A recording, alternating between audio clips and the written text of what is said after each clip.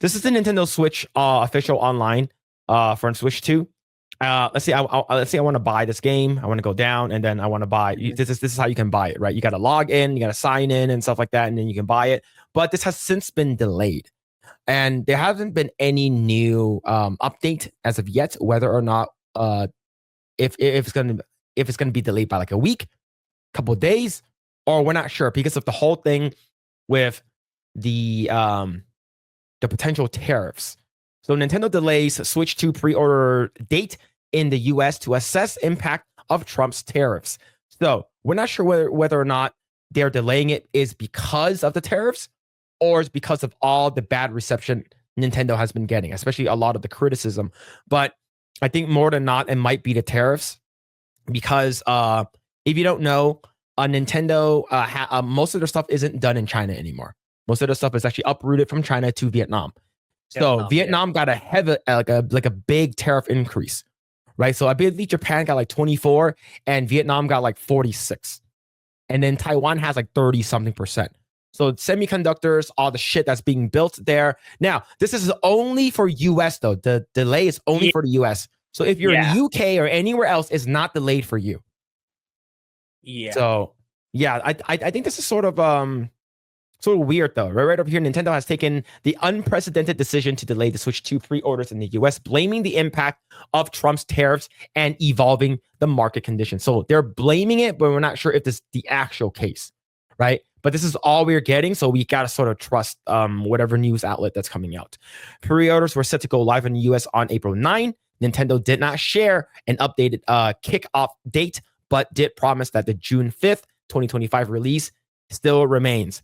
Pre-orders for Nintendo Switch 2 in the US will not start on April 9th, 2025 in order to assess the potential impact of tariffs and evolving market conditions.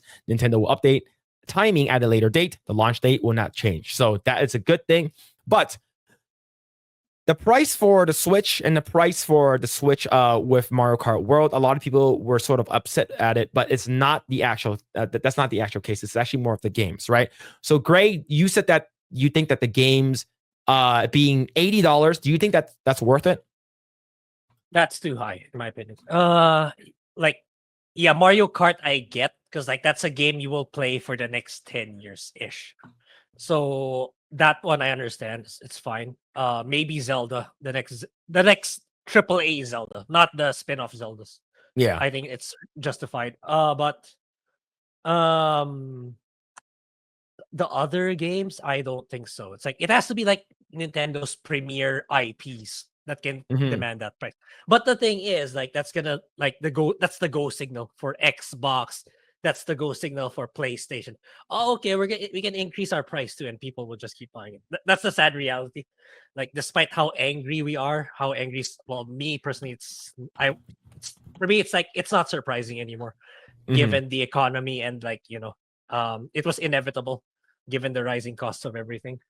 But I can understand why people are really upset. Like they can still easily make a lot of money given $70, and I personally do not buy the argument, oh, check out the games in the past. They cost like $100, $150. Yeah, but it's like, remember, at that time, there was no digital distribution yet. And you were selling to a much, much smaller audience base. Because at that time, video games were perceived to be like for children, for 7-year-olds. Like, if you see like a 25-year-old person playing video, oh man, this person's so immature. That's not the case anymore. Your market is much wider and it's easier to sell to them. That's why that's why the prices back then were much more expensive compared to what it is now. Yeah, they didn't have to, honestly. Had they just stuck to 70, the market as a whole would have accepted it. But to low-key intentionally not show it in their in their direct, it's kind of off-putting, though I get why they did it. Yeah, so it's right over here. This is from the official Nintendo Online. This is the official Mario Kart World website. MSRP of suggested, which is the 3 asterisks that they have over there. MSRP is $79.99, basically $80 across the board, right? But a lot of people were like, but it's only for specific games, right? So Mario Kart, but that is, if you don't know, that's for the digital edition. Yep. Because like there's a lot of You're right over here. misinformation. Yeah. So right over here, That's this is for yeah. right. Like I said, it's for Europe. It's because of It's like for Europe, but the, but here's the thing though. If that's the case, that means that is this one right over here? Is it the digital or physical version of the game? Does not say. I think for US it's like both are 80. Both are 80. Right? Physical and digital for outside of Europe. But yeah, Nintendo, yeah, they weren't very transparent or clear about it. But as of now, I think like it was debunked that it's not actually 90. But I don't have a screenshots or anything like that. But according to some people, it's like it's $80 across the board, physical or digital, outside of Europe. So let's go and read this article right over here. Insider Gaming: Nintendo Switch 2 games will cost up to $80 and for digital, $90 for physical. So if this is the case, this is for Europe. Why would it change for here? Plus, Euro dominates the U.S. market in terms of not the U.S. market, but in terms of their currency is stronger than the U.S. So why would they change it? That is the thing that I'm wondering. Why would they change this? Right. So it has been announced that the price for the games for the Nintendo Switch 2 will set players back $80 and $90 for physical, at least in some cases. The price increase also means that Nintendo Switch 2 games will cost 80 euros for digital, and while physical will be 90. So basically that means that US is we're getting a cheaper physical version of the game. I don't think Nintendo is this nice. The reason why I don't think they're this nice is because of this. You're paying about $16 to $17 for a tutorial game that was given to you for free for PS5. Astro's Playroom was free. And this game doesn't look nearly half as good as that game. $16. All right. Remember, I thought it was okay. No, I thought it was gonna be priced at $5. No, it's not. No, it's not. It's like fucking like almost $20 here. Okay. Now, furthermore, if you think about getting a free upgrade from playing Final Fantasy VII Remake or a lot of games that are from PS4 to PS5, it was a free upgrade for PS5. Yeah. Why is it not? You're paying additional $10 to $20 to get a slightly better increase in frame rate, slightly better increase in resolution for Breath of the Wild. Fuck that. That's the reason why I don't believe that, this is only for Europe. I don't believe it's only for Europe. I think this is it's going to be $90. Okay? Like that's the reason why. Because I'm not going to give Nintendo the benefit of the doubt at all. Okay? At all. Here's the thing. The shitty thing is Nintendo will be like, here's a pile of shit, and we will still buy it. That's the shit that pisses me off.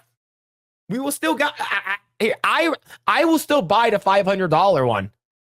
Like it's a no-brainer for hardcore Nintendo. It's a no-brainer to get the 500. But the thing is that'll run out really, really fast. Because you're getting Mario Kart digital for like $50. It's a no-brainer. You're getting that one. But it sucks. I'm not a huge Nintendo fan, honestly. There was, like I told you in your stream, there was 0 games in there that make me go, I want to get it on day one. It's like not a single game in there. So I'll be fine. Now I do want to bring up another article that has to do with like how Nintendo know their audiences, knowing that they will release shit and people will buy the shit. Okay? Case in point, Pokemon Scarlet Violet. People still bought the game, knowing that it's garbage. People still bought it. Now, this is from Game Rant. Nintendo reveals prices for a Switch 2 controller and accessories. And scroll down. Fucking $90 for a Switch 2 controller. $80, $90 now. Everything has gone up. What was it in Switch 1? I don't remember for the Joy-Con. Okay. Joy-Con prices. Joy-Con right now, you can get it at Amazon for $70. So it's gone up by $20. Okay. Switch to Joy-Con controllers. Okay. Yeah, $80 for the Pro controller. Yeah, I just got my Pro controller actually for like $50 recently. Yeah, so it's gone up significantly. So I think everything has gone up by like $10. right? Yeah. And like it's already so expensive, and people are going to buy it. Yeah. Well, the thing is that the reason why we're charging more for the Joy-Con 2 controllers because it's also a mouse. Remove the mouse feature. I don't need it. I'm not gonna play your fucking crippled Rocket League game. All right, I'm not gonna play that game. So, are you gonna play it? The crippled Rocket League. Yeah. Rocket League for handicaps. But yeah, man. Like this is the reason why like I don't think I think that this is actually going to be the price. Now, given the fact that this whole tariffs thing happened, most recently, you remember, there was a 46% tariff for Vietnam. Pretty bad, right? But did you know that recently this was put up because people are worried about the tariffs with Vietnam and stuff like that, worried about tariffs with Japan, worried about the tariffs for Taiwan. This is from Trump's Truth Social a couple days ago. Just had a very productive call with To Lam, General Secretary of the Communist Party of Vietnam, who told me that Vietnam wants to cut their tariffs down to 0 if they are able to make an agreement with the US. I thanked him on behalf of our country and said I look forward to meeting him in the near future. So the reason, like for me, I'm okay with these tariffs is because I think we're trying to basically make sure that the US gets whatever best prices or whatever we can, right? Grae is like, I don't give a fuck. I live in the Philippines, so I can still pre-order. I can still pre-order the game next week, right? No. For Philippines, it's usually later. It's not. Damn, that sucks. Okay, that sort of sucks, right? But for me, I think that in terms of US, I am okay with this, is because we're basically trying to make a deal here, and hopefully, if this is the case, let's say if the tariffs do go down to 0, maybe the prices will drop. We do know that there are price differences for the basically region locked version of the Switch 2 and the non-region locked version. And the reason why is because Nintendo doesn't want scalpers to buy from Japan for a lower price and scalp it out. That's the reason why there's a region is a language barrier. It's basically locked. And I believe it's like $100 or $100, like $250 or $150 cheaper. It's like $300 something dollars. A lot. Right? And then there's the global version, which is about like, $500 or whatever. But this sort of does like I think that what Nintendo is doing here, let's say if the prices, like the price for this one, it's going to remain at $80. This sets a really bad precedence for a lot of video game companies that they're going to be like, oh, if Nintendo did it, we're going to follow suit. If Nintendo do it, I'm going to do it. Especially, it's going to be a thing in the West. The thing, wait, let me actually, I know you were going to raise this point. So I think for Japan, though, they're going to be more, what do you call this? More conservative about it. Because, like, okay. Because, like, even now, it's like, especially Japanese companies, they're still pricing their games at $60. I'll send you a link here. Then you can show it in chat. Yeah. So this is one of the games I'll be getting later this year. It's the remake for the Trails of series. So if you check on Amazon, it's still at $60. So the Japanese know that they shouldn't be taking advantage just because it's now the accepted price. Mm-hmm. So it's still $60. So which is like they know like they would rather be able to sell more quantities at a lower price. So that's the bright side. Like some of them are level-headed enough to realize that, especially in Japan. But in the US, yeah, absolutely. Okay, 80. Release all the games at 80. But what I'm thinking of is not that like I think I'm more talking about like newer games that are like people are like really really wanting, like especially like I think that because we do know that the Donkey Kong game that's priced at $70, 70, right? 70. Right, so that's 70, not 80. So that is like that is an exception. So we don't know where it is, but if it's going to be like how it was before, where it really dictates on like what what gaming companies want their games to cost, right? Like I like even back in the day, gaming prices back in the day, right? They showed like, oh, different, you can buy a game back in the day for this much. You can buy a game back in the day for this much, right? Like over here, this is from like, look at this. You can buy a PlayStation 1 or a Nintendo 64 for $150, and this is not factoring in what's inflation. So back in the day, Mario Kart, $60. So it has been, and then you have Star Wars, Shadows of the Empire for $70, Doom for $75, and Turok for $75. So it's not unheard of, right? And we do know why these games cost more is because the cartridge costs us more than a CD. But this is back in the day. Yeah, and distribution is only physical. There's no digital back then. Right, but now there's digital. Like without, like I would say, if digital is solid fixed price at $60, I think it'll be fine. And if you want a physical version because of the distribution costs and whatever, could be $70. But given the fact that this is going to be it, we all thought that GTA 6 was going to be the first one to do this. We all thought that GTA was going to be the first one. Who knew that Nintendo was going to be the first one? But that means that GTA 6, I think it's going to be a $90 or $100 game. I think everyone's waiting for that game. So we do know that game is going to cost that much. Yeah, given the attitude of like his perception of customers, the CEO of Take-Two, like that's pretty much just assume it's at 100 already. That guy is crazily greedy as fuck, man. But yeah, but here's the thing though. This is every time I look at this picture, it always distracts me. Do you know why? Why? I'll show you why. I'll show you why.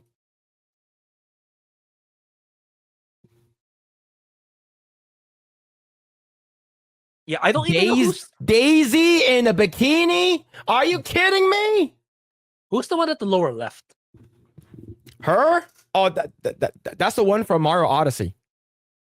Oh, I never played it. Okay. The one from New Dank City. Dank City. But yeah, look at Daisy in the bikini. This is gonna be wild. I'm looking forward to it. The dinosaur? No! No! All right, Grae, question for you. Birdo, yes or no? Who's Birdo?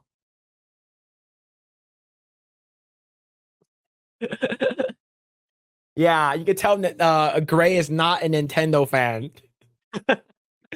Birdo, it's a dinosaur that you can stick your dick in. The one with the big mouth. The one that shoots egg out of her mouth.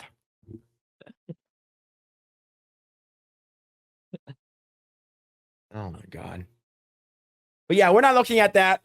We're looking at Princess Daisy. Okay, we're looking at Princess Daisy. Okay, damn, Princess Daisy looking really good, and you can have custom outfits for these characters now. So I'm looking forward to this game. We'll see. We'll see where the tariffs are going to land. We're not sure how that's going to be because with the whole thing with Vietnam, with the whole thing with whether or not they're gonna I wonder how long they're gonna delay it. Right, I'm still gonna, no matter what, I'm still gonna buy the $500 bundles because it's only, if you think about it, it's only an additional $50 for the game. Yeah, I know it's only the pre-orders that was delayed. Not the launch is still gonna be the same. It's still gonna be June 5th. Thanks for checking out this segment from the Project Eggroll podcast. Make sure to catch us live every Saturday at 7 p.m. Also, be sure to subscribe, and we will see you all there.